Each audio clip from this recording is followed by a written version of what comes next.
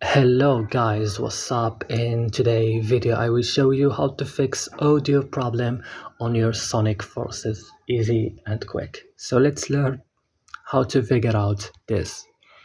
So first of all, open the settings of your mobile phone. Click next on apps option and right now search for Sonic Forces and click. You're gonna see right now this list here. Go click on storage, click clear cache. After that, back, click on force stop and click OK.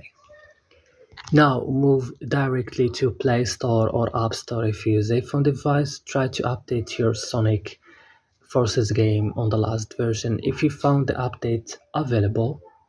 And the last step, restart your phone, and that's all what you have to do, guys. So if this video was helpful, don't forget to support us by like and subscribe, and bye.